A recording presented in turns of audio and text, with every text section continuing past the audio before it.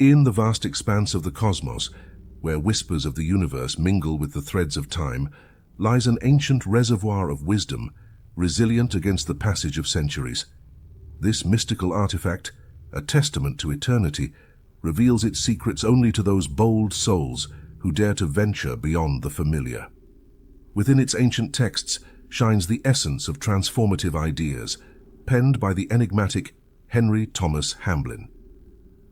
The Power of Thought, a tome defying the bounds of reality, emerges as a guiding light amidst the shadows of human comprehension.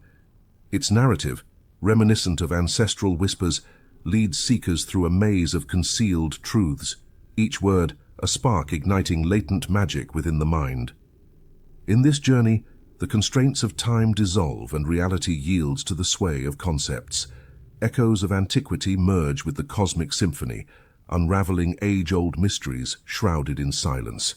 Shadows dance with the brilliance of timeless wisdom, enveloping the seeker in boundless potential. Prepare to harness the power of your thoughts and delve into the depths of your being. This tome transcends mere words. It serves as a gateway to a realm where reality and imagination merge, and mysteries unfurl like threads in a celestial tapestry. Step forward, brave voyager, and uncover the dormant might residing within the very core of your consciousness. Introduction. You are the architect of your own life. You can build it or destroy it. You are building it with the power of your thoughts, but are you building it well? The power of thought, as Emerson says, is a spiritual power. It is the greatest power that man possesses. The world today is in its current state simply because of the collective thought of all humanity. Every nation is in its current state of peace and prosperity, or poverty, murder, and anarchy, simply because of its thought as a nation, and every individual is what he is. His life is what it is, and his circumstances are what they are simply because of his thoughts. What a man thinks, he becomes. What a man thinks is the mainspring of all his actions. What a man thinks attracts to him his circumstances and his environment. What a man thinks decides what kind of friends and companions will gather around him. What a man thinks determines whether he will be happy or unhappy, successful or unsuccessful, healthy or sick, prosperous or poor, hated or loved. What a man thinks builds his character or destroys it. What a man thinks can overcome fate or reinforce it. It can align it with his glorious destiny, or turn it into a pariah and a wanderer in desolate places. Indeed, the power of thought knows no bounds, for it is a spiritual power of great potency. It is the power that distinguishes man from the beast. It is the power by which he can rise to God. It is the power that can make the loser triumph in the battle of life. It is the power that can make the highest achievement possible.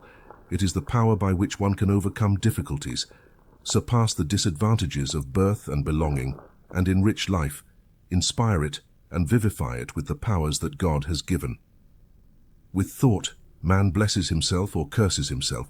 He brings success or failure into his life, health or sickness, happiness or misery, wealth or poverty. Everything is in his mind and in the nature of his thought. Everything that exists in your life or mine in terms of discord, lack, illness or unhappiness is the result of our disharmonious thought. We live in an ordered universe, but we do not react harmoniously to our environment. We are not in accord with the hidden laws and order that surround us. It is not the universe that needs to change. What needs to change is ourselves. The cause of disorder in our individual world lies within us, for each one lives in a small world of his own creation. Thus, the disorder and problems that afflict us, or the lack that limits our life, can only be overcome by a change of mind, habits, thought, and mental attitude. In the following pages, we will try to show how the reader can, by changing his thoughts and mental attitude, reverse the lever and enter into harmony with the divine idea. In achieving this goal, his life will flourish like a rose. He will be guided in peace among the mountains, and all the hills will rejoice at his passing, while all the trees of the fields will applaud. Chapter 1. Thought, the cause of action. There is the conscious mind and there is the subconscious mind. The conscious mind gathers knowledge and experiences through the senses, learns through books, conversations and experience, reasons, and draws conclusions. Ultimately, its thoughts pass to the subconscious mind. The subconscious is the mind of action and is responsible for everything we do. It is the seat of memory and instinct. It is a reservoir of extraordinary power and extraordinary intelligence. It performs all the complex processes within the body that make life possible.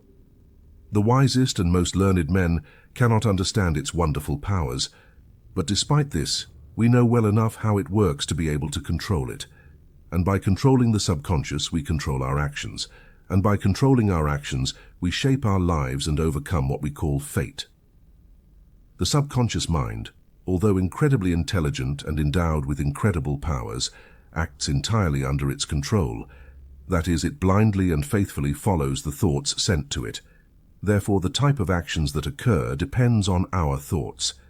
If bad thoughts are sent to the subconscious mind, the natural result will be bad and destructive action. If one has thoughts of weakness and failure, then inevitably weak actions will occur, leading to failure. On the other hand, if one has good thoughts, good and constructive actions will occur. And if one has thoughts that are strong and full of success, robust and positive actions will occur, leading to success and achievement. It is impossible to have bad thoughts and accomplish good actions. Many have tried by saying, "I will be outwardly respectful and blameless in life, even though I will secretly keep this thought in my heart, because it is pleasant, but I will not let it go any further, because I know that bad action leads to shipwreck and ruin. I will even deceive my best friends. Outwardly, I will be all that I should be, but in my thoughts, I will be bad. It will be a double life. For others, I will be one thing, and in my world of thought, something different." In this way, I could indulge in evil thoughts and escape its punishments. Such a person disregards the power and fidelity of the subconscious mind. Every bad thought that one harbors and nurtures acts as a powerful suggestion to this patient giant, until it can no longer bear it, and bursts into life in the form of a malevolent course of action that is an exact replica of the thoughts that have been entertained. This explains why so often people who have always been exemplary in their behavior suddenly make mistakes and fall into ruin.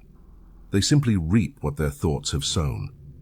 While this is true in the case of most of those who indulge in secret evil thoughts, there are those who, for lack of courage or opportunity, do not initiate or cannot initiate malevolent action with their evil thoughts. These thoughts awaken certain emotions that cannot be satisfied and therefore must be repressed.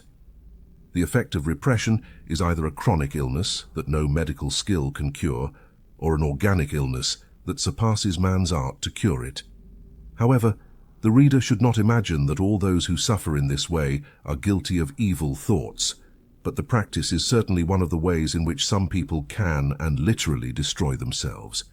This example is given simply as an illustration of the effect of evil thought, and most people have seen evidence of this among their friends and family. Most of my readers will undoubtedly be above this kind of thought, but the same law operates on any kind of thought sent to the subconscious mind. There are two types of thought, namely constructive and destructive, sometimes called positive and negative. It depends on the class of thought that we persistently inhabit and transmit to the subconscious mind what our action in life will be. If we allow our mind to dwell on destructive and negative thoughts, and unfortunately, this is often the case because it requires no effort, then destructive and negative action will be the inevitable result. On the other hand, if we have positive or constructive thoughts, and for this it takes effort, just as it takes effort to climb a hill, then constructive action occurs as a natural result. Thus, a man who is carried away by hatred and meditates on his wrongs will be led to contemplate murder. And if he indulges in murderous thoughts, there will come a time when he may attempt to take someone's life. Conversely, if the same man turns his mind away from his resentments and thinks of forgiveness, or better still, if he feels love or nurtures thoughts of kindness towards those who have offended him, then his life will be happy and peaceful, and in the highest sense, he will succeed. On the other hand, a man who is carried away by weak and fearful thoughts, who fears that his business will fail, who fears that his luck will desert him, who fears the appearance of competition that he cannot face, will probably fail because all his actions will be weak and uncertain, lacking the strength and determination necessary to succeed. Instead, if he drives away all negative and weak thoughts, all thoughts of possible failure, and constantly reinforces his mind with affirmations of success, in other words, sends strong suggestions of success to his subconscious mind, then this man will succeed in life, for his actions will be strong and determined. When faced with great difficulties, he will find that his subconscious mind will provide wonderful energy and resistance, great courage and determination. This happens simply because he has been trained by correct thought to meet such challenges. When the mind is fed with positive and empowering thoughts, it becomes an inexhaustible source of support and courage in difficult times. It would be possible to fill a book with illustrations of the operation of this law, but in a small work like this, these two should suffice. The law is immutable, it cannot be deceived or circumvented. Everything we think eventually translates into action, and since our life depends on our actions, we will see that it is possible to govern our lives by controlling our thoughts.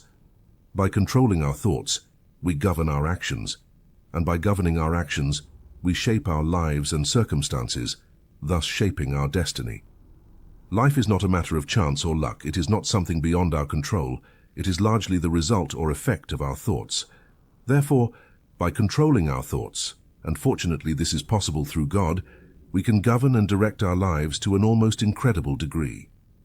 As conscious thinking beings, created according to the Bible in the image and likeness of God, that is, a microcosm of the macrocosm, we possess one of the greatest powers in the universe, and that power is thought. How we use this wonderful power will determine the course of our lives.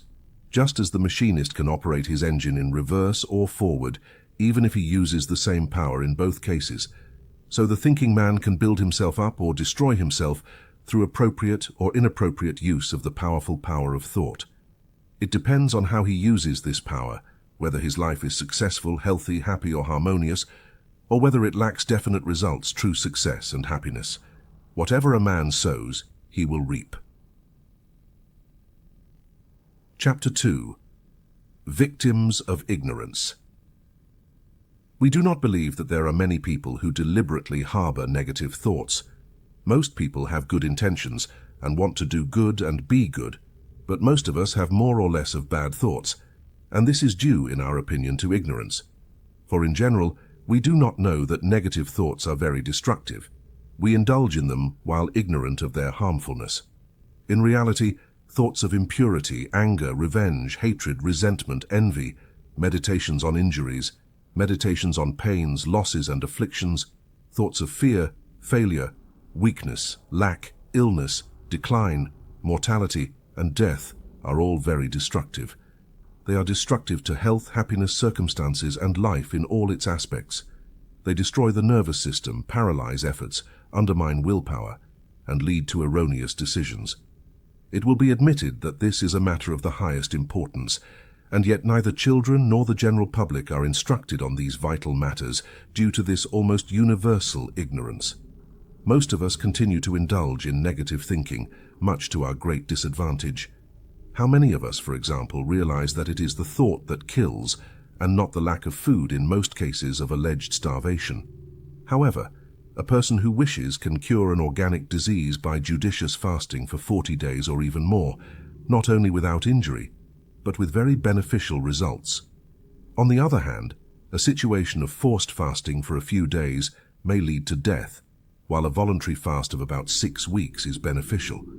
The answer, of course, is that what kills is the mental state and character of thoughts, not the lack of food. Again, after a few days of fasting, a person is generally in a state of great weakness and exhaustion, but one who voluntarily submits to a fast usually continues to work, and it is only in the final stages that he works less than usual. Recently, a pastor undertook a fast of 40 or 50 days, which was detailed in our newspapers. What is astonishing is that during this period, he not only continued his usual activities, but he also found the concentration and mental effort to write a book on a demanding subject. This contrasts sharply with the state of a starving person, who after only a few days finds himself in a state of collapse and exhaustion, rapidly followed by death. Here, we can appreciate the immense influence that the mind and thought exert on resilience and survival. Our mental and emotional capacity has an exceptional power over our existence and demonstrates how proper orientation can lead us to astonishing results, even in the most extreme circumstances.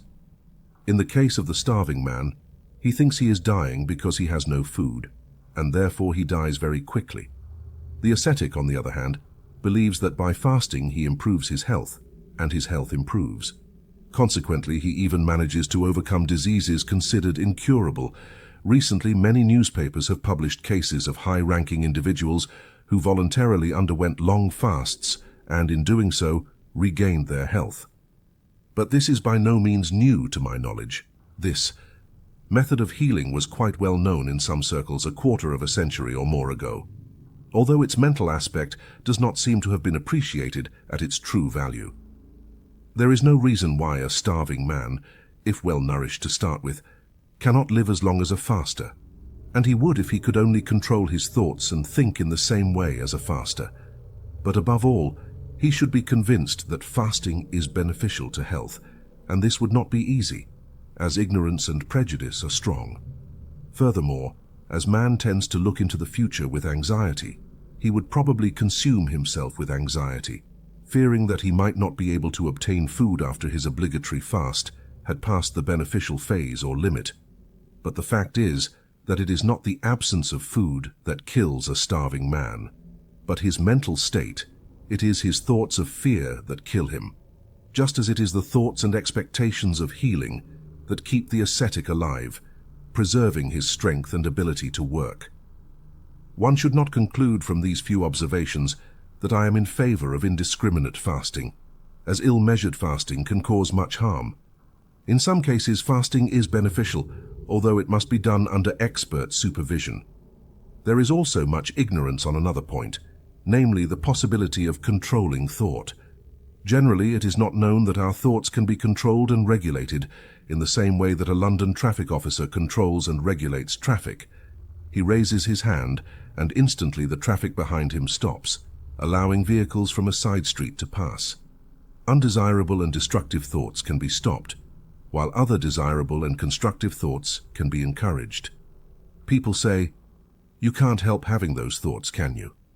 They assume that one cannot control one's thoughts, without realizing that it is possible to deliberately change the subject with regard to one's thoughts, just as one changes the subject in a conversation. We all change the subject in a conversation if we find it unpleasant, but how many of us change the subject in our thoughts in the same deliberate manner by exercising our will?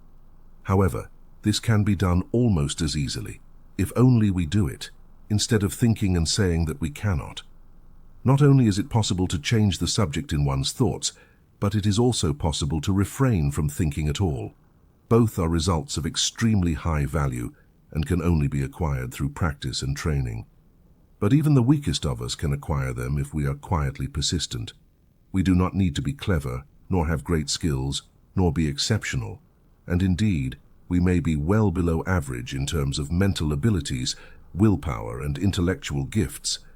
However, if we are quietly persistent over time, we can learn to overcome our thoughts, and when we become masters of our thoughts, we become masters of ourselves, and when we become masters of ourselves, we become masters of life itself. We do not submit to the discipline of its experiences, but face them in the best possible way, maintaining a calm and firm spirit, a quiet faith, and an indomitable spirit. Chapter 3. Victims of Suggestion. We are all victims, to some extent, of suggestion. People with strong and unscrupulous minds deliberately influence others through suggestion for their own gain. A lawyer in court says to a witness, "I suggest to you," and then follows a suggestion, which may be both false and unjust, but which can so overwhelm or disorient a witness that it destroys the value of their testimony. This is how a strong mind dominates a weaker one through the force of will and suggestion. The hypnotist suggests to his victim that a cold piece of metal applied to their bare back is red hot, and immediately the flesh burns and blisters, very similar to what would happen if the metal were actually red hot. Or he may suggest to his victim that a glass of paraffin is a glass of lemonade, and the victim will drink it clear, enjoying it and thinking it's lemonade. And so in this way and many others, the hypnotist demonstrates how powerful suggestion can be.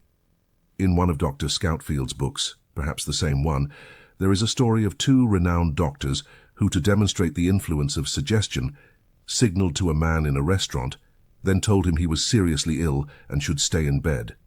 The man, knowing their reputation and high prestige as doctors believed them, went home, lay down, and died. It is fair and charitable to assume that neither of the doctors expected more than a slight illness as a result of what seemed to be a foolish and reprehensible act. Every day, we are told in newspapers to take someone's pills. We might ignore this suggestion for years, but sooner or later we might find ourselves taking pills or advising someone to do so. You see a man with watery eyes, sneezing, and using a tissue.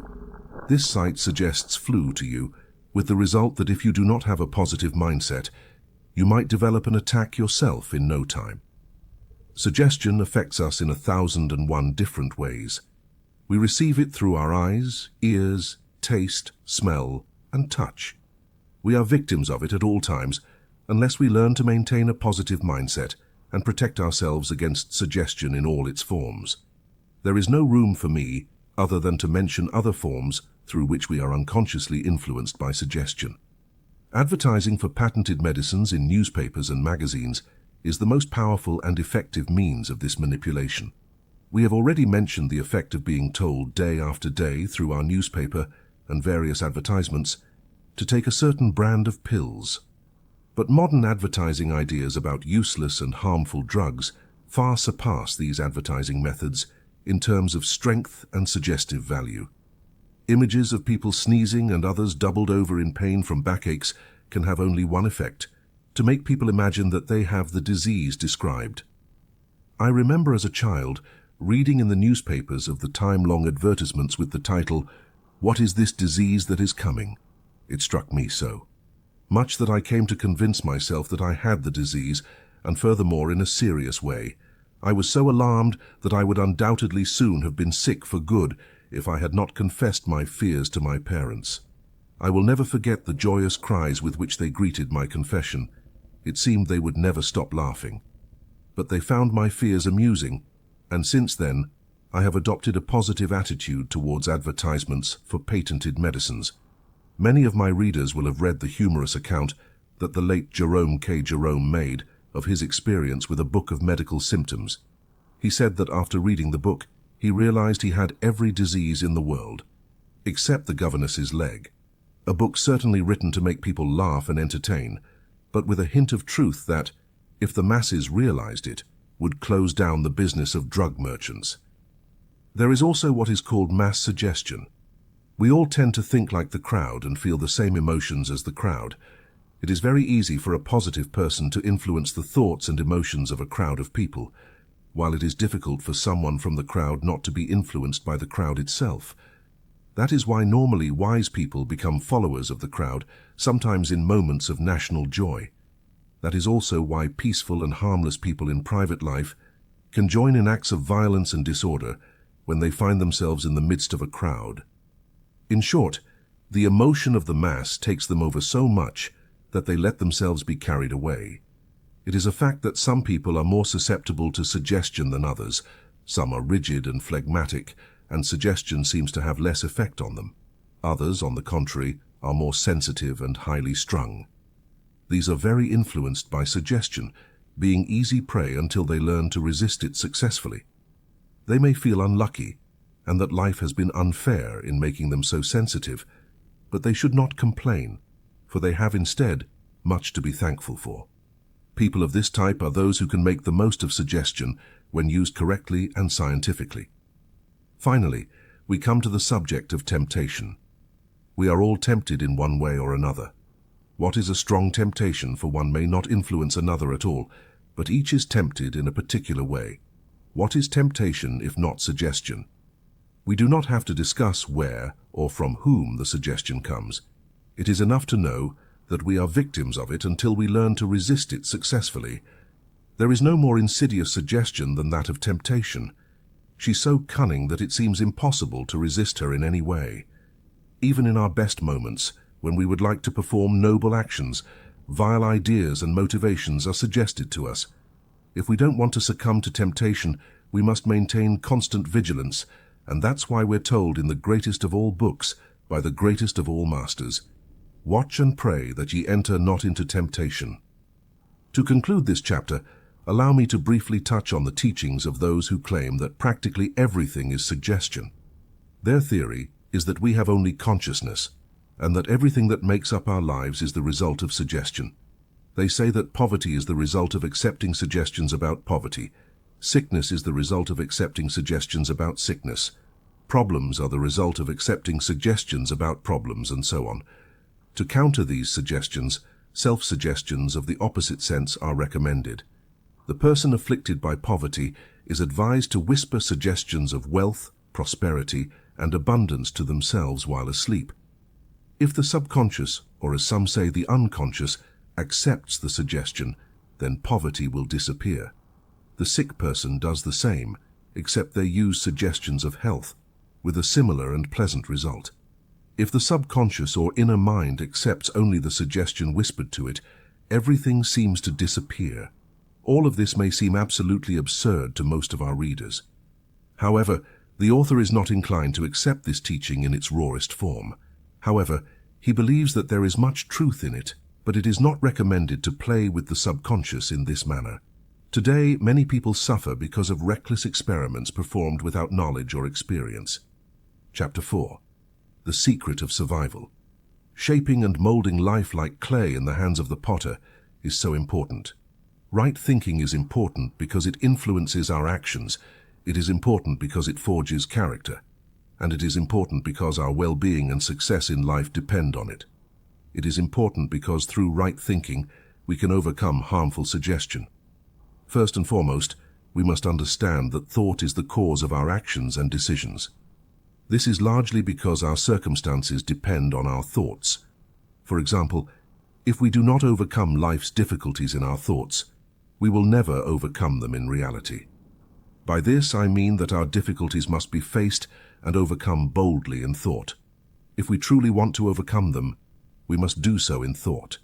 In a sense, people are advised not to dwell on their problems, but to think of pleasant things. However, this can lead to a habit of thinking almost as destructive as obsessing over problems.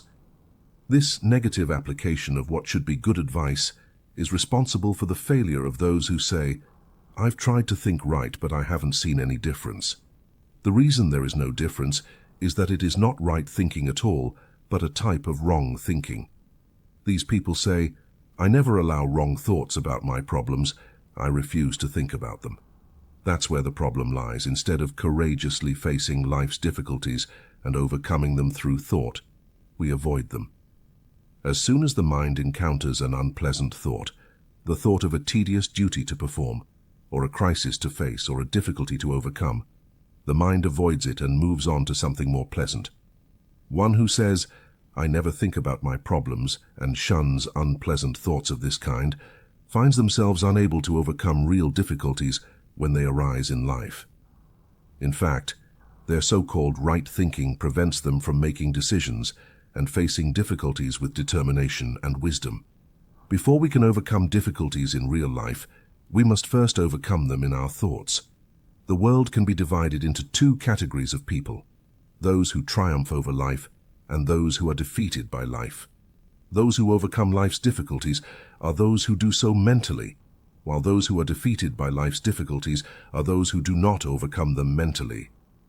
Even if the latter have not deliberately sought to avoid unpleasant thoughts, by wrongly following a line of thought they deemed correct, they remain passive. They fail to mentally overcome the difficulties that must ultimately be overcome in reality. The secret of survival lies in the victory of thought. If we continue to win victories in our thoughts, we will develop a strong mind. Without a strong mind, it is impossible to win in the battle of life. On the other hand, there is no human difficulty that a strong mind cannot overcome.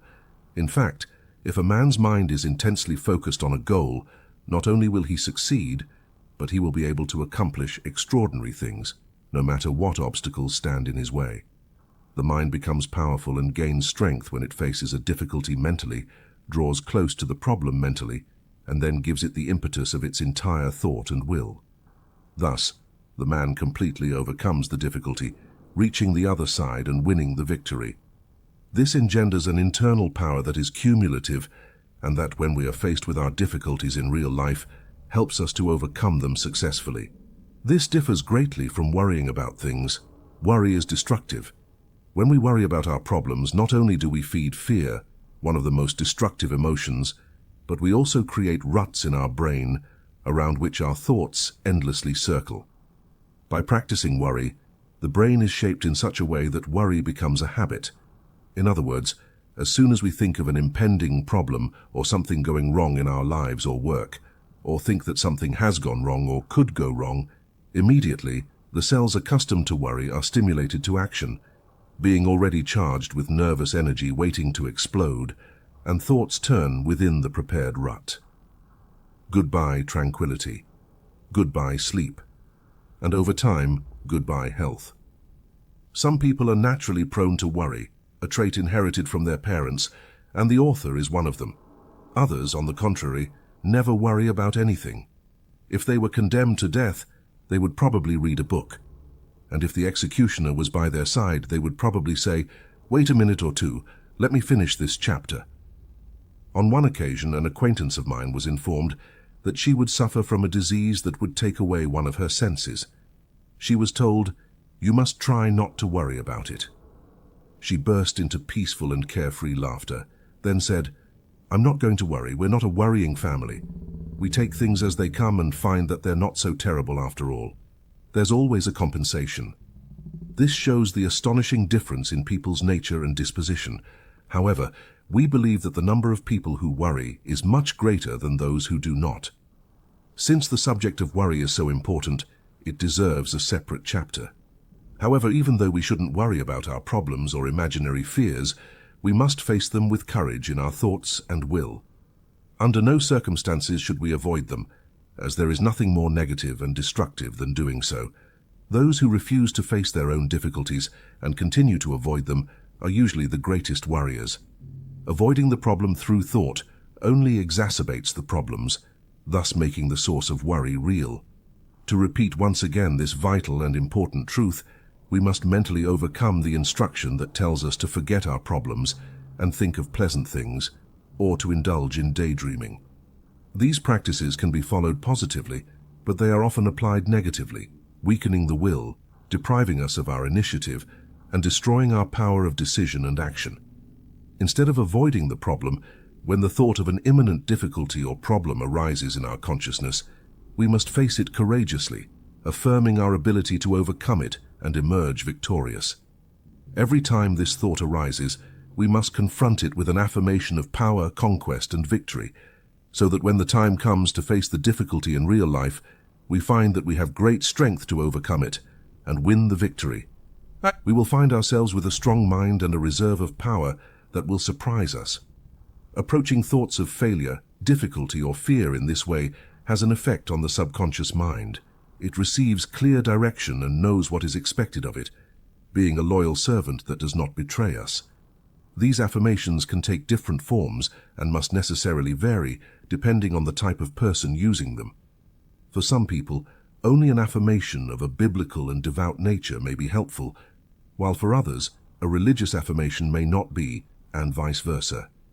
Each must choose the form that suits them best. One who begins with a psychological affirmation may then adopt a religious or devout affirmation if they wish. The form that appeals to a person in the present moment is the right one for that moment. Thus, when someone of a religious nature is faced with a thought of difficulty, trial, or fear, they can bravely face it using an opposing thought or affirmation, such as, "I can do all things through Christ who strengthens me," and imagine themselves overcoming the difficulty with the power of Christ that they can now and forever use. Meanwhile, they can imagine themselves easily overcoming the difficulty, propelled by invisible powers. Over time, they develop the mental habit of mentally facing all difficulties and fears with a sense of triumph instead of avoiding them. One who adopts this approach becomes much stronger, stable, persevering, persistent, and endowed with great character. Another type of person may not be able to use the religious affirmation, but may use something similar in a different form. They might confront the thought of a problem or fear by simply repeating words such as success, victory, overcoming, imagining themselves triumphantly overcoming their difficulty or problem, supported and strengthened by powers they do not understand, but that emerge from within. By cultivating this mental habit, life changes considerably, as character improves beyond recognition. Instead of being overwhelmed by life's difficulties, we are able to overcome them once this victory has been won. We discover new areas to conquer, new and beautiful perspectives open up before us, and we find that we can shape and mold our character, and therefore shape and mold our lives. Some people think in terms of mental images, and the nature of their life and circumstances depends on the nature of their mental images. Therefore, if their mental images are negative, they must reverse them into positive mental images. Some people naturally tend to have negative mental images. When they think of their finances, they see themselves unable to pay the rent and facing terrible consequences such as foreclosure and eviction. When they think of their business, they imagine bankruptcy and ending up in court, questioned by a bankruptcy trustee. If they belong to the working class, they see themselves unemployed and homeless, part of those who are futilely seeking work, experiencing all the consequences of such a situation. If they see an accident or hear about one, they imagine themselves as victims, injured by the roadside. If they see or hear about a hospital, they see themselves as patients undergoing a terrible operation or bidding farewell to their loved ones as they pass into a less terrible world. Unfortunately, allowing such mental images to occupy the mind can attract the same conditions one fears and visualizes. Therefore, it is of paramount importance to reverse all these negative mental images into their positive counterparts. In this way, not only do we avoid the harmful effects of these negative images, but we also allow the experience of opposite states in our life. If instead of those mental images of failure, poverty, disaster, accidents, illnesses, and death, we transform the images into success, prosperity, health, protection from danger, and a happy old age, then those desirable states tend to manifest in life instead of the undesirable ones that might otherwise occur. For example, if instead of mentally visualizing eviction or foreclosure due to inability to pay rent, we persist in the mental image of rent paid and a worry-free, comfortable home, it is likely that this happy state of affairs will manifest much more than it otherwise would. Since the mental image is arguably the most powerful form of thought, we cannot underestimate the importance of its correct cultivation. The effect of this cultivation is to produce a positive mindset, a highly desirable condition that also forges character, making us strong where we were weak and capable of accomplishing many things we were previously unable to undertake. Chapter 5. Creators of our own misery. Are we living in a malevolent universe, and are we victims of a mischievous and cruel fate, or are we living in an ordered universe whose underlying principle is goodness or love? We cannot help but think that most of us inwardly believe the former assertion rather than the latter. That is why we harbor subconscious fears and are pessimistic, even if outwardly we seem different. Who can measure the dreadful effects that this inner pessimism causes? As I have said elsewhere, belief in evil tends to produce evil, belief in failure tends to produce failure, belief in illness tends to produce illness, and so forth. What is necessary is a change of belief, after which a change of thought occurs automatically. The fact is that we live in an ordered universe, even if we are not orderly ourselves. We are not in harmony with our true environment. Our true environment is an ordered and perfect universe. The hidden law of life is love or cooperation. Biologist Lorenz asserts that throughout nature, whether in plants or animals, health and progress follow when one obeys this law of cooperation, while disease and disorder result from its violation. That is, when one follows predatory or parasitic practices instead of serving and cooperating. First and foremost, we must believe that we live in an ordered universe and that life is based on love. We must also believe and recognize that the cause of our suffering or disorder in our life lies within ourselves. The truth of this whole matter is that we are not in harmony with life, and we do not live in obedience to its fundamental law. Harmony, peace, true success, and a worry-free life are only possible to the extent that we are in harmony with life, with the universe in which we live and work in accordance with the law of life and the universe, which is helpful love or cooperation. There will come a time, as the prophet Isaiah says, when this law will be observed unmistakably. The lion shall eat straw like the ox, and they shall not hurt or destroy in all my holy mountain. For the earth shall be full of the knowledge of the Lord as the waters cover the sea. This ideal state may seem very distant, but we who know the truth can put it into practice here and now. In doing so, we cannot fail to bring into our lives an indescribable harmony and peace. We can thank heaven every day for living in an ordered universe. We can pray every day to be in harmony with it. We can think and act every day according to its principle or underlying law of helpful cooperation and service. Our first thought in every circumstance of life will be, "It's not what I can get out of this, but how much I can help." This may of course seem foolish by worldly standards, but it is in fact the highest wisdom and leads to achieving a life of true harmony, satisfaction, and peace. Once upon a time there was a wise man who lived in a small town, and many people came to him for advice and information. One day an appraiser came to town and asked the wise man what kind of people lived there. The wise man replied by asking, "What kind of people were in the town you came from?" The appraiser answered, "They were miserable, unpleasant, mean-spirited, rude, and very difficult to deal with." The wise man then said, "Well, you will find them the same here too." Another appraiser approached the wise man and asked him the same question. "What kind of people are those who live here?" The old man replied again by asking, "How were the people in the village you came from?"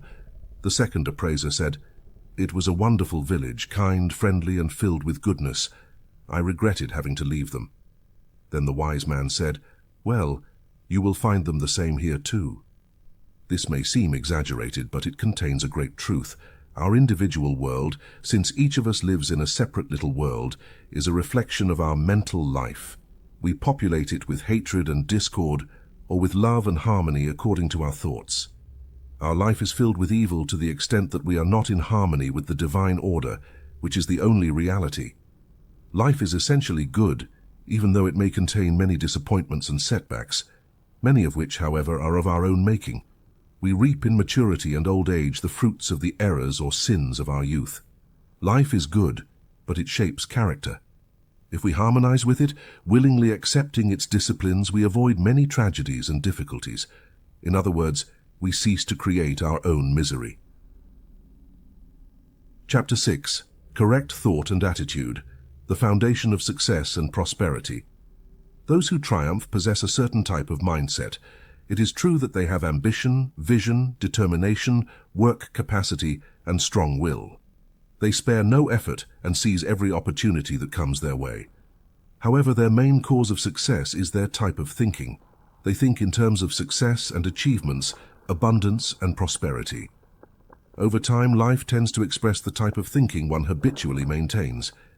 If we constantly think in terms of success and prosperity, then sooner or later, we will express these things to a greater or lesser degree in our lives, depending on our abilities. In other words, we achieve the maximum success possible for each of us. Not everyone can be at the top of the tree, but everyone can climb to the best position that suits their particular genius. Except for those particular individuals who believe they can do everything when in reality they can do nothing correctly. We can all achieve much more than we might think possible. We have hidden skills within us that are unimaginable.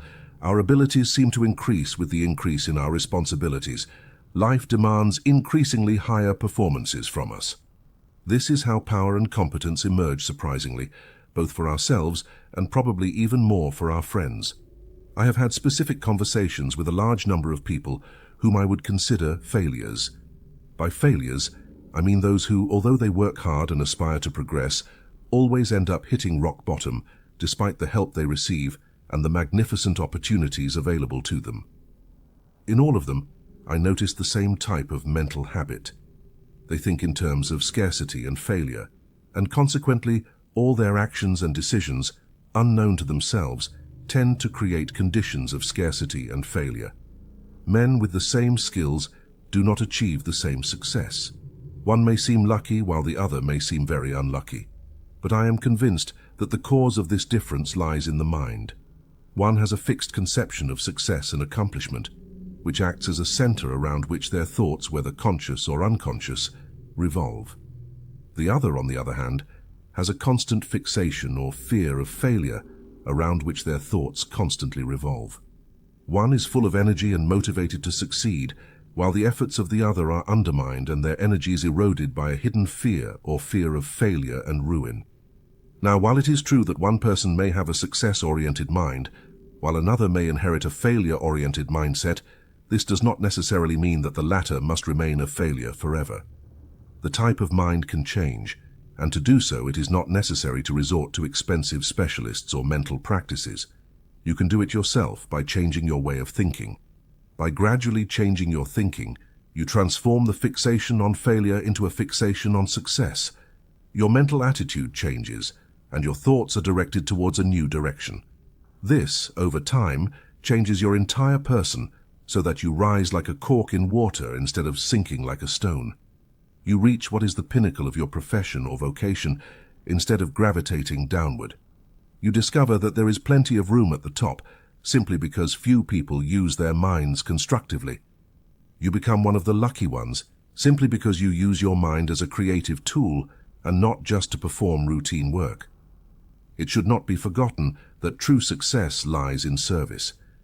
It is only by bringing cooperative help to the world that we can find happiness, which is true success. Money and fame are useless if they do not bring happiness and satisfaction. Service and cooperative assistance bring the truest and most lasting success. Associated with efficiency, they make us indispensable in our field or specific vocation. Sooner or later, the quality of character will tell its story. Those who rise quickly, neglecting aspects such as service, integrity, etc., usually end up falling into ruin and dishonor. Therefore, our thoughts must not only be oriented towards success and achievement, but also towards an awareness of abundance and prosperity. Constantly thinking in terms of success and prosperity, while maintaining an awareness of abundance and prosperity, tends to attract these things to us. The mind is unimaginably creative for most people, and our thoughts attract to us things of like nature, opportunities for success and more abundant circumstances on one hand, or failure and scarcity on the other. The internal cause of success therefore lies in the mind. Instead of letting it wander at random, we must train it to think constructively. While others waste their time in pleasure, we must instead force the mind to think positively in terms of accomplishment. We can maintain a constant ideal in our mind, around which thoughts will naturally and easily focus. Constructive thinking like this drives us to work and strive, while other people waste time in pleasure. However, this is not a hardship, but a great joy. It arouses our enthusiasm, after which all activities become relatively easy. Sooner or later, when we are ready, an opportunity will present itself, as certain as the rising and setting of the sun. The law is infallible. When we are ready, the opportunity arises. To conclude this chapter, let me give a warning. Success can become our master, and we its slaves. Therefore, it is important that we choose the highest form of success, if possible. However, we generally do not have much choice, as ambition, so to speak, is innate in us. I think of the case of a young man with a modest rural upbringing who is now an ordained missionary. Apparently, an impossible endeavor for someone of his standing. It is impossible to say whether he chose his vocation or if his vocation chose him. But in any case, his life of work, sacrifice, and service, although it entails fatigue, illness, poverty, and scorn from the world, will bring him the truest satisfaction. Those who find their success in service and in the effort to make the world better for others are the most successful. In this case, it does not matter if success becomes our master and we its slaves, because this servitude becomes the greatest joy and offers the greatest satisfaction. These are treasures that neither wealth nor fame can buy, and that always elude those who seek them through the acquisition of wealth and fame. Chapter 7. The effect of thought on health. Thought influences our health much more than is generally believed. Although it is true that hereditary diseases, vitality-deprived food, and unhealthy lifestyle habits play a significant role, I believe that thought is the most important factor. When I speak of thought, I include emotions, as they are triggered by our thoughts. However, it is possible to avoid stimulating emotional energy by training our thoughts to think differently from what primal desires or impulses suggest. Generally, in works like this one, readers are advised to stop thinking about illness, discomfort, etc., and to instead think about health, vitality, fullness, etc. This is good advice concerning health. Indeed, it is good advice because thinking about illness and poor health creates a morbid condition that leads to illness. It is good to regard oneself as a complete person, healthy and full of life, joy, and energy. This mental image can only do good. However, this method, while good in itself, is by no means the ideal method, and therefore better methods should be adopted as soon as possible. But in this subject, there is much more. The causes of poor health are much deeper. In this brief work, we cannot delve into an in-depth analysis of the underlying cause of all illnesses and disorders, but we can mention 2 or 3 fundamental factors of great importance. Firstly, it must be understood that health is a state of normality, which means that it is not wrong to be healthy, and it is abnormal to be sick. There are 3 emotional states that deprive us of health, namely 1, sensuality, 2, resentment, and 3, anxiety. They can be overcome or neutralized by cultivating the habit of having thoughts of 1, purity, 2, goodwill, which includes forgiveness and understanding the other's point of view, and 3, rest. Although in medical texts, most illnesses are attributed to syphilis and venereal diseases, our opinion is that one of the fundamental causes of poor health and even illness lies in the impurity of thought and indulgence in sensual and similar thoughts. The evils of sensual behavior are quite serious, but we believe that the harmful effects of yielding to sensual or amorous thoughts are equally serious and powerful from a health perspective. The difference between evil from a moral standpoint and evil from a health standpoint is that such thoughts arouse desire, which in turn generates emotional energy. This energy must be suppressed and is likely the cause of many bodily ailments. Now, labeling all natural desires as something perverse and impure is not the best way to deal with the difficulty. The perfect way is to think above or beyond these things. We must reason ourselves, emphasizing that in reality there is nothing in sensuality that is the greatest possible deception, and that concerning higher love between the sexes, if it cannot be ours, there are greater things. Every young person knows that it is much better to get up early to work or take a bath than to lie in bed thinking about sensual things. Wouldn't it also be preferable for a single woman to get up early and engage in gardening or any hobby that interests her, rather than lie in bed thinking about a pure love that will never be hers? The same applies to our thoughts. The boundaries of our minds must expand. We must think above and beyond the things of the senses and emotions, no matter how good they may be in their highest form, towards greater and broader things that are possible.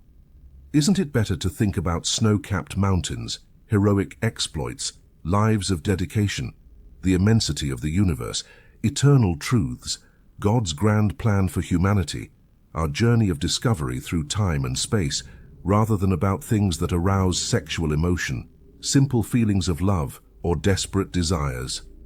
Yes, and 1,000 times yes, not only from a moral, intellectual, and spiritual standpoint, but also from a health standpoint. Instead of suppressing thoughts of a sexual nature, we must think above and beyond them. In doing so, we transmute vital forces into higher intellectual and spiritual powers. Instead of suppressing or wasting life force and our nervous and emotional energy, we use it for higher purposes. We become not only healthier and stronger, but also nobler and greater, both in mind and character. We become capable of greater resilience and much higher achievements. Thoughts of kindness and forgiveness have a healing and preventive effect on poor health, while hate, injustice, resentments, prejudices, poisoned thoughts, and vengeance are destructive to health, as are anger, passion, and similar sentiments. Instead, it is possible to cultivate thoughts of kindness, forgiveness, mercy, and not resisting the evil done to us. All these thoughts generate beneficial flows and help ward off disease and poor health, simply because they put us in harmony with the underlying purpose of life. Undoubtedly, most of us have largely surpassed the phase of hate. It is true that we do not want to hate or harm anyone, but we have abandoned all our petty resentments and grudges.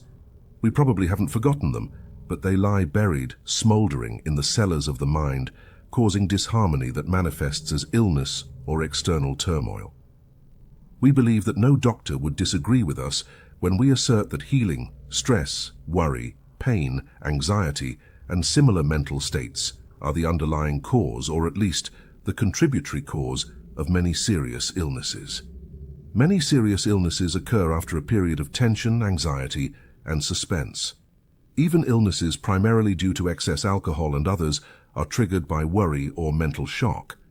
Despite the excesses of patients, no illness can affect them as long as they do not face loss, disappointment, or some other anxiety or concern. So they strike immediately. But even those who do not indulge in excess are affected despite their sobriety and moderation. Worry and pain, suspense and anxiety caused by the loss of a child, the pain and emotional upheaval experienced by a betrayed and abandoned woman, or the constant financial concerns of a struggling businessman, all weaken the nervous system, exhaust the forces, and pave the way for illness. We do not mean to say that what we call the science of thought or correct thought allows us to avoid all the problems of life, even though many of them are created by ourselves, and we still have to reap the fruits of past incorrect seeds in part. However, it allows us to approach them in a way that prevents them from harming us, and that is a great advantage.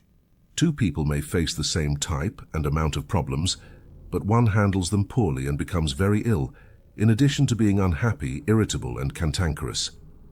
Meanwhile, the other overcomes the problem and actually improves and refines their character. The most important part of our work is to teach people how to approach life and emerge victorious in all their experiences. Most doctors appreciate this part of our work because they know that if a patient relaxes and maintains a positive attitude in difficult times, they will recover quickly and avoid illnesses. Therefore, correct thought acts as a preventive measure against diseases in many ways, as well as a healer, by bringing our minds to a state of rest and peace. Fundamentally, the cause of all disorder lies in the separation from divine order. If we could all become perfect and fully aligned with the inner divine, then we would experience neither suffering nor problems. The cause of our suffering is that we are not in harmony or correspondence with the perfect divine order. God does not punish us, we punish ourselves, or rather, our own evil punishes us. Evil is its own punishment. Being separated from divine order explains everything. The prodigal son was not punished by the father. He punished himself by separating from the father's house and wandering in a far country. When he returned, he was forgiven, and all became harmony and joy. Said in modern language, we must return from our life of separation in thoughts, desires, emotions, and affections to the center of all life, order, and harmony, and unite with it. This means first that we must desire to do so, and then that we must bring all our thoughts into harmony with the inner divine. Of course, this would be impossible if it were not for the fact that one who aspires receives help from heaven itself. All the powers of darkness rise up to thwart it if they can. But there is one who has walked this path before us, who was tempted in the same way and yet won a great victory. Not I, but Christ, said St. Paul, and that is the secret of success in controlling thought. Chapter 8. The Attractive Power of Thought. There are two old well-known proverbs often cited, but whose deep psychological importance may not be fully appreciated. One says, "Birds of a feather flock together," and the other states, "A man is known by the company he keeps." The source of this attraction largely lies in a person's thoughts. If we have thoughts of a certain type, we attract people with a similar type of thought. We are drawn together by the invisible forces of attraction. It is true that the character of our thoughts is reflected over time on our face, so that everyone can see if we are pure or impure, strong or weak, loving or harsh, noble or base. But it is especially the attractive power of thought that draws people to us. Our thoughts not only attract similar people, but also similar thoughts, as well as opportunities and circumstances. The human mind, even though it can be described as creative in a certain way, acts more as a receiver than as a generator of thoughts. We have, so to speak, two gates in our mind. One opens to a stream of heavenly, good, beautiful, noble, edifying, healthy, and salutary thoughts, while the other opens to an unwanted, weakening, and destructive stream of thoughts. It is impossible to keep both gates open simultaneously. When we have thoughts of purity, integrity, charity, etc., that is, thoughts of a heavenly nature, the gate to heaven opens, allowing the entry of a stream of similar thoughts. That is why prayer is so precious. Prayer consists of lifting thought, attention, heart, and affections heavenward. In response, there is a flow of divine life, thought, and ideas. One who perseveres in this practice becomes over time a person transformed by this divine influence, acquiring a heavenly mindset. In this case, the other door leading to negative thoughts remains constantly closed. During the transition phase, the door to negative thoughts may partially open, resulting in what we know as temptations. If we try to shut the door and fight against the forces, thoughts, or suggestions of evil, we find that it opens even wider. The only effective way to deal with the situation is to elevate thoughts, attention, spirit, and heart to the good and heavenly reality. When our attention is thus focused on reality, heaven, God, or Christ, then the other door closes again. The only reason it might suddenly open is that our attention to the divine good sometimes weakens. However, the divine influence continues to strengthen and change us, making it increasingly possible to maintain our thoughts on a heavenly plane. This, in turn, keeps the door to the other type of thoughts more effectively closed. The negative aspect of all this is that if we allow the door to open to weak or malevolent thoughts, the door to divine good closes. Heaven, despite all its good intentions and desires, cannot help us if we allow our thoughts and attention to be occupied by inferior things. That is why we see the value of faith here. If we lift our heart and thought above our problems, we thus open the door to heaven, allowing a flow of new life, power, and good within us, enabling us to triumph. However, as soon as we look down, ruminating over our problems, the door to heaven closes while the other door opens, allowing a flow of destructive thoughts that weaken us. In this way, by refusing to ruminate on our problems and difficulties, and by looking with faith toward heaven and thinking of perfection or divine reality, we are liberated in two ways. Firstly, the spiritual source of problems closes, and secondly, we open ourselves to receive a constant flow of heavenly influences. Not only do we attract one or the other of the two streams of thought and influence described above, but we also create an atmosphere that is both attractive and repelling. This atmosphere, aura, or personal magnetism, attracts or repels people and opportunities. If two men, one with an attractive atmosphere and the other with a repelling atmosphere, were placed in similar businesses and offered the same opportunities, the first would do much more business than the second, simply because he would attract clients, please them, get recommendations, and maintain their loyalty. He would be successful, while the man with a repelling atmosphere would struggle. The same applies to any profession. A doctor, a lawyer, a priest would attract many followers if they possessed an attractive atmosphere, but would only attract a few if they had a repelling atmosphere. To create or develop an attractive atmosphere, we must feel kindness towards those with whom we come into contact. We must be willing to serve and help, and we must have the right thoughts. Flattery is not necessary. On the contrary, it should be avoided at all times. The essential thing is to remember that whatever our profession or position, we are like a magnet that attracts others through inner kindness and gentleness, not to serve our own selfish interests, but to bless them, help them, and make them happy. Once there was a funeral director so sympathetic that he arranged more funerals than anyone else in his area. His sympathy attracted people because it was genuine. If it had been feigned, it would never have seemed real, and he would have been avoided as a charlatan and a hypocrite. He had no desire to do business with his sympathy, but he simply could not help being sympathetic because he had a large heart open to all those in need. So we must attract people only to bless them. If it makes us prosperous, we cannot avoid it. Our goal must be to bless and serve. Now some readers may say that the teaching of this chapter is quite impossible. They will rightly say that shortly after a man begins to think correctly and aspire to better things, he is subject to an apparent invasion of all the powers of evil. It seems that the gates of hell have opened on him, making further progress impossible. This is true, but there is another side to the story, and that is that those who aspire receive help from above. Every time we lift our gaze, raising our thoughts to a higher level, life, health, strength, and blessing flow towards us. No matter how tempted we are, we receive greater strength from our elder brother, he who has gone before us and who can assist us in our efforts to ascend to higher and better things. He who is in you is greater than he who is in the world. Chapter 9. Thought Control and Spiritual Attainment.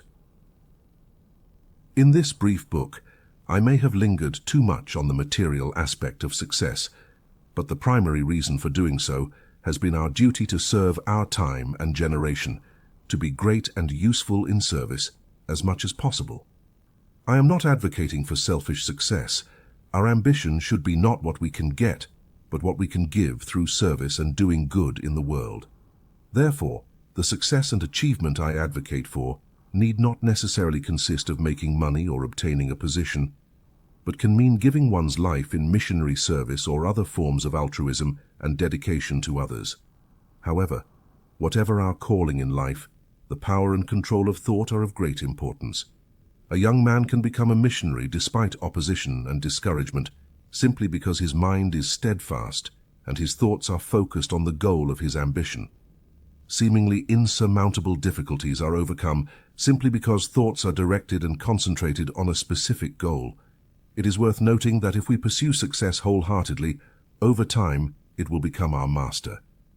Initially, success may seem like a very shy bird and hard to catch. It always pushes us further, demanding constant sacrifice and dedication until we find ourselves engaged in a life full of responsibilities and relative importance from which we cannot withdraw without losing our dignity. At that point, we discover that success, instead of being at our service, has become our master, and we are its slaves. It is therefore important to limit our material ambitions. However, there is no reason to limit our spiritual ambitions, for if we succeed in our quest for God, we will find that success has become our slave, and we are its master. It is usually not recognized that it is not possible to achieve a high degree of spiritual attainment without thought control. The result of thought training is well illustrated by Brother Lawrence, a great advocate of the practice of the presence of God. This humble servant of God, who worked daily among pots and pans in the kitchen of a monastery, discovered that by training his thoughts to be always turned towards the Lord, he became aware of his presence at every moment. Brother Lawrence made an astonishing discovery. He felt more aware of the divine presence when washing greasy pots and pans than when he was in his cell engaged in devotional exercises. His understanding became clear at those moments. This humble and ignorant brother became a saint, although he was not called such, and a teacher to many, simply by directing his thoughts towards God and persevering despite his tendency to wander. We can truly pray if we have some control over our thoughts. We must turn our attention to God, which will build a ladder by which our thoughts and affections will ascend to God. Thought control essentially involves focusing attention on a specific object and keeping it there. When our attention is directed towards God, our thoughts will ascend the staircase thus constructed. Those whose powers of attention and thought control are so weak as to be almost devoid of them should start by repeating prayers. Although this is not the same as praying alone, it is a beginning and a step in the right direction.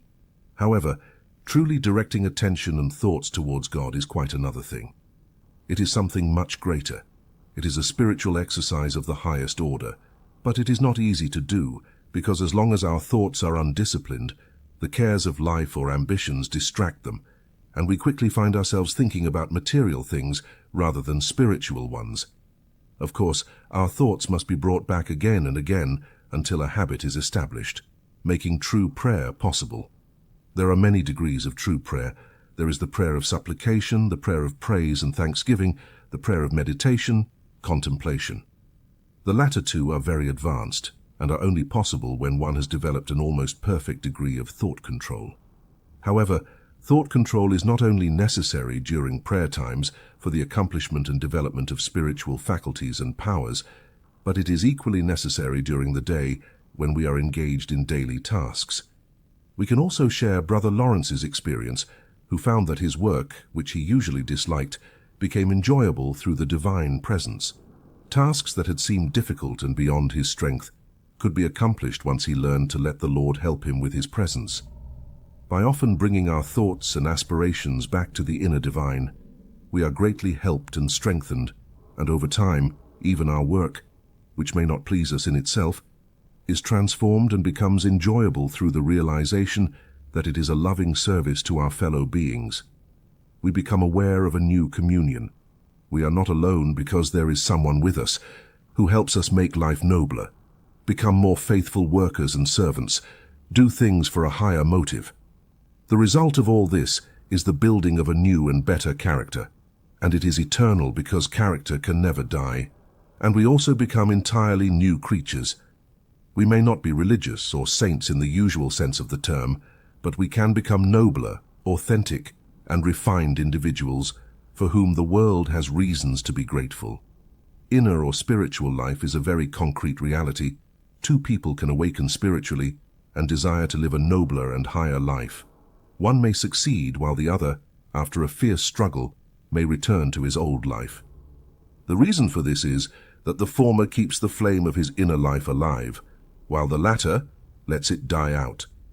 The first perseveres in true prayer and constantly directs their thoughts towards God, always elevating them towards higher and better things, while the second neglects their prayer and is not steadfast in controlling their thoughts, so their spiritual life withers and becomes sterile due to lack of nourishment.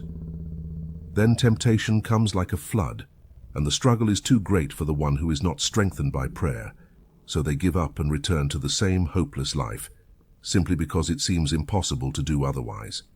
It's not that the temptation is too strong, but that the person isolates themselves from the only source of infinite power due to their negligence in prayer and lack of perseverance in controlling their thoughts. The importance of training the mind to turn away from unworthy things towards noble, true, beautiful, and truly worthy things is very great. It is astonishing that I write books and publish a magazine on the subject. Chapter 10. Overcoming Fear. Fear is probably the cause of more misfortunes in life than we imagine. Those who are completely free from fear seem to be particularly protected. It is well known that a dog does not attack those who do not fear it. Even limited experience in sports has taught me that if you are not afraid, the bolder you are, the more likely you are to come out unscathed. I believe that the lions in the den where Daniel was thrown could not harm him simply because he was not afraid. It was enough for the Lord to completely remove his fear for Daniel to be perfectly safe. The proof is in the experience of missionaries when faced with crowds of armed cannibals thirsty for their blood. Fear was completely removed from them. Advancing unarmed towards what seemed certain death was as easy as meeting a flock of lambs or attending a prayer meeting. In no case were the missionaries harmed, but the complete absence of fear is not only protection against accidents in dangerous sports or against fierce and deadly animals. It is also protection against infection and contagion.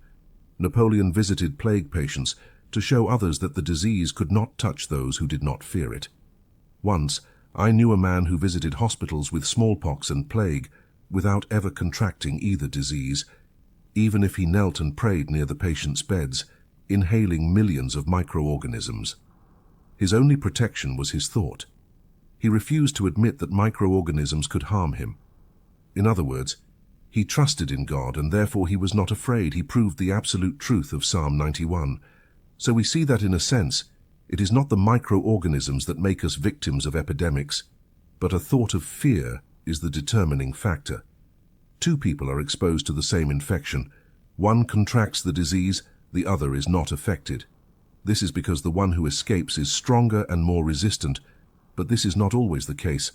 As often the strong are captured and the weak are left behind, it can also be said that the one who escapes has greater resistance. This is true, but it depends largely on the mind. One who has a more positive mindset is immune. Therefore, the absence of fear is clearly necessary and desirable.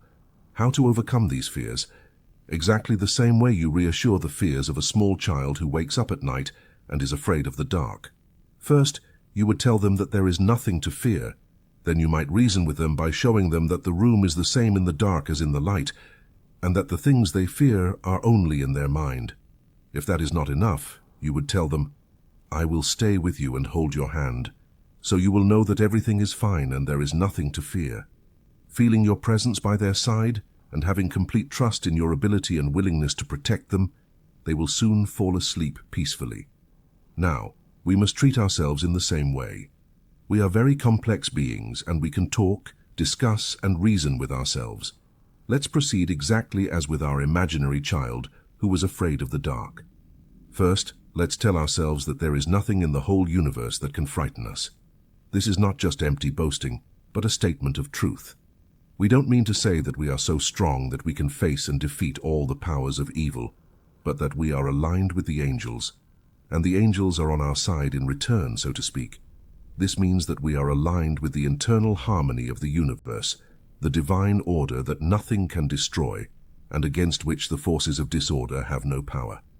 This means that behind us is all the power of the hidden divine forces, which push us towards the wonderful fulfillment planned for us in the depths of the divine mind and in the heart of infinite love. Therefore, we can confidently use the words, "All divine forces are rushing to provide my eternal joy." By doing this, we can feel and realize that it is exactly as we say, that there are indeed divine forces behind us, pushing us towards a richer and fuller life, lifting us towards higher and better things. If you find these statements or invocations too advanced, elevated, or fantastic for you, you can easily choose your own words that are effective for your case, but you must follow the same process. It is better to use negation first, then positivity. But like our imaginary child who was afraid of the dark, we might feel the need for something more. He wanted us to stay with him and hold his hand, so he could feel and understand that we were there to protect him and keep him safe. Likewise, we can invoke and understand the presence of the Almighty and Eternal. There is one who has overcome the world and conquered all the powers of evil, who has glorified his humanity and opened the way for us through his personal sacrifice. He told us, "I will not leave you alone," as he said, "and lo, I am with you always, even to the end." Chapter 11. Unasked but Obedience.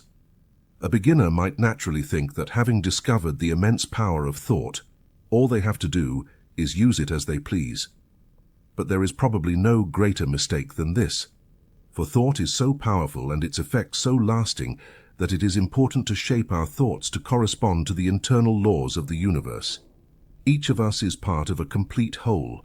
God is our Father or our center, and every man is our brother. We are servants to each other.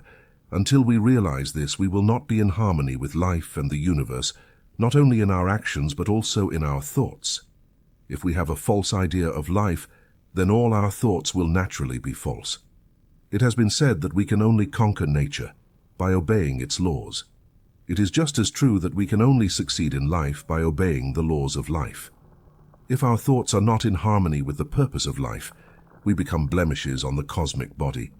It is only when we become brothers of humanity, living in harmony with the laws of life and the grand scheme of the universe, that we can experience harmony within ourselves. Only then can our life reach true and authentic fulfillment in the highest sense of the term. It is possible to demand life and get what one asks for, but this leads to success achieved through much work and sacrifice. We all have to pay for our successes.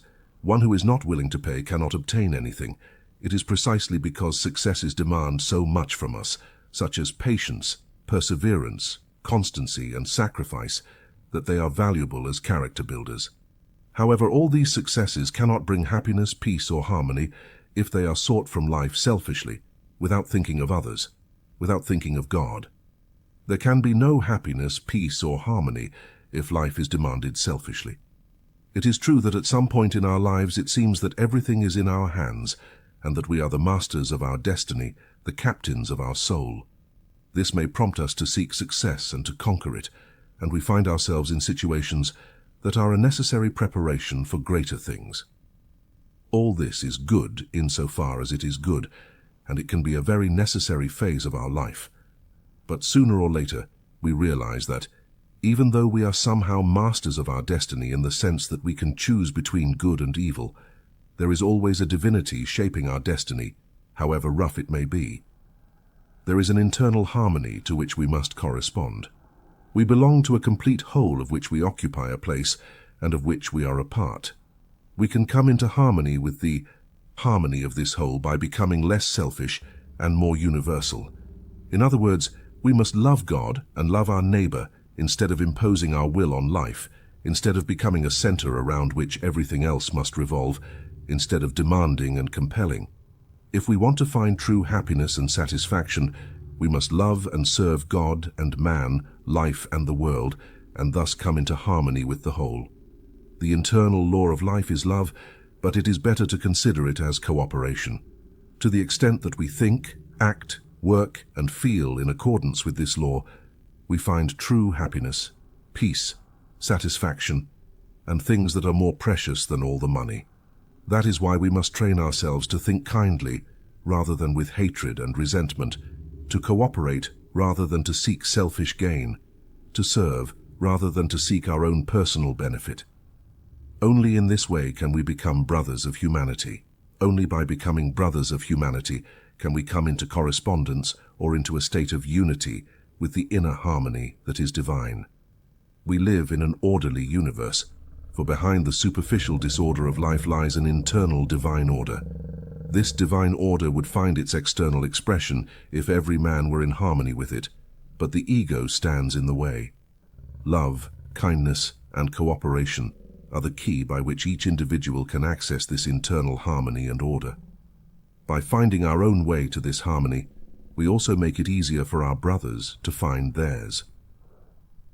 Nowadays, psychology is mainly taught in American books and is often irritating and malevolent.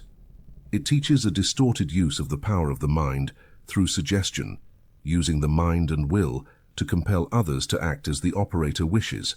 For example, a salesman wishes to obtain an order from a buyer from a certain company, while the latter is weighing the question. The salesman uses powerful mental suggestion to get the buyer to sign the order. Unless the buyer is aware of this kind of tactics, he might be led to act against his better judgment. This practice of mental coercion is truly incorrect. Even if it is not illegal at the moment, it is practiced in various forms. However, the one who suffers most from this method is the one who uses it, not its victims. Nemesis awaits those who abuse their mental powers in this way. We can never act against the laws of life without suffering serious consequences. The bad mental practice I have described is in total contradiction with the internal law of cooperation already mentioned, and therefore it leads to disorder and suffering. Chapter 12, the first steps. He who despises the day of small things. Zechariah 4:10. We cannot become experts in right thinking and thought control overnight. We all have to grow from small beginnings, gradually increasing in strength and stature. In other words, we all have to start from what appears to be a small and humble point. When I say apparently, I say it deliberately, because even though it may seem insignificant to deliberately think thoughts opposite to those toward which our feelings and lower nature push us to think, it is actually a grand undertaking. And if we succeed, it will be a great accomplishment. It may seem a small thing to think thoughts of kindness towards someone who has offended or disgusted us, but it is actually a tremendous and of eternal importance. If we merely yield to the impulses of our earthly nature, we remain on the level of beasts. We ally ourselves with mortality, death, and decay. But if we deliberately have thoughts of kindness, we embark on the path of liberation and freedom, which has no end and stretches out to the stars. It may seem insignificant to deliberately think of pure and noble things instead of sensual thoughts, but it is actually a great achievement, for thoughts of the latter category form the very root of human misery, weakness, and unhappiness. Similarly, it may seem insignificant to have thoughts of strength and overcoming in the face of apparent defeats, but it is not so trivial after all, for much of the success of our life depends on it. It may seem insignificant to deliberately think of God and eternal things instead of thinking of mortality and temporary things, but it is important, because this is how we can enter into eternal life, by becoming one with that which knows no decay. It may seem a small thing to deliberately think of unity and oneness with the source of all light and life, instead of thinking of ourselves as separate and solitary individuals. But even that is important, for this is how we enter into the realization of truth. It may seem a small thing to deliberately think of health, wholeness, and joy of living, instead of meditating on sickness, pain, and death. But the results of this thinking have a considerable impact, because much of our success depends on our health, and without health, there is very little we can accomplish. However, while it is true that we are engaged in a great adventure, we must start with small successes, contenting ourselves initially with one kind of victory, but not another. We must be satisfied if we can initially achieve seemingly small victories simply because it is impossible to achieve greater victories at the outset. But in our hearts, we desire greater things and intend to accomplish them when we are strong enough. The best part of us, which is eternal and heavenly, and thrives on right thought in harmony with the laws and practices of heaven itself, is weak at first, so to speak. The lower part of us, which is natural, belonging to the lower nature and opposed to the heavenly nature, is strong and well developed. So how can the weak child of goodness and heavenly nature overcome the powerful tyrant of the lower nature? It cannot do so alone. It would fail if it were not for the fact that we can draw upon inexhaustible sources of life and power whenever we raise our thoughts above temporal and sensual things to the eternal realms of the good, the beautiful, and the true. We open ourselves to receive a flow of divine life and power whenever we think thoughts that are heavenly and strong in character, rather than those that are devilish or weak. We come into harmony with heaven, and then all the divine forces hasten to help us. Although the new and heavenly nature is weak while the old is strong, in the end the former will prevail if we are firm and persevering in elevating our thoughts to higher and better things. We must think the best thoughts possible, despite the claims of the old-rooted habit of thinking. Ultimately, right thinking is not just about having positive thoughts instead of negative ones. It is that, and much more. Right thinking has different meanings for everyone.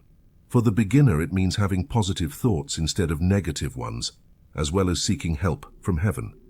Negative thinking and its corresponding positive opposite are the negative and positive poles of the same thing. We can live in either extreme depending on our thoughts. Here is a chain of negative thought in one column, accompanied by a contrasting positive opposite in the other, which I hope will serve as a key to future right thinking and improvements. Negative thought or suggestion. Life is ugly and cruel. Something terrible could strike me at any moment. Failure, bankruptcy, job loss, illness, accidents. Positive thought or affirmation. Life is good and always seeks to bring me the best. No evil can approach me. Nothing can harm or destroy me. Divine blessing rests on all my affairs, a blessing that enriches and adds no sorrow. The life of God fills me with health, strength, and joy of living. If you take the time to meditate on the chain of negative thoughts, especially if you are in the midst of great worry, the result would be that your fears would increase, and at best you would fall into depression. Conversely, if you meditate and affirm the phrases that appear in the right-hand column, you will find that you become stronger and ready to face life's challenges again. Not only that, but if you allow the chain of negative thoughts to attract your attention and become anchored in your mind, you allow yourself to accept the contrary suggestion, which in turn can bring about the dreaded things to actually manifest. On the other hand, if you hold on to and confirm the positive thoughts indicated in the second column, then the harmful suggestion is expelled and the positive and life-giving truth takes its place. One who can do this becomes strong and stable, while the things he affirms eventually manifest in his life and experience. Every day, you must regularly set aside time to meditate in silence, preferably in the late evening or otherwise early in the morning, on the positive thoughts mentioned earlier and similar ones. However, it is just as necessary to quickly brush off the contrary suggestion throughout the day. Meditation would be too lengthy to use amidst the hustle and bustle of daily life. What you need is a brief affirmation that eliminates the malign suggestion from the mind and replaces it with a positive statement of absolute truth. Therefore, we can approach the various suggestions of evil as follows. Evil suggestions: illness, discomfort, poverty, lack, failure, hate, resentment. Truth. Affirmations: God is my health. God is my abundant and eternal supply. God is my success. God is within me as my power to accomplish what I set out to do. God is love within me. He transforms me and expresses through me. It is not an exaggeration to say that one who puts these teachings into practice will transform his life, changing himself for the better. If our life is difficult and our environment depressing or unpleasant, it is not that which we must change. The worst thing a man can do is to pray for his life to be easier and more comfortable. One who says, "If my circumstances were different, I could make it," perpetuates his misery and binds himself more tightly to the chains of his servitude. We must never ask for tasks equal to our strength, but for strength equal to our challenges. It is up to us to change, not our circumstances. We must overcome our circumstances and limitations by growing beyond them. When we change, our circumstances and environment change accordingly. We can only shape our character to the extent that we surpass our thinking.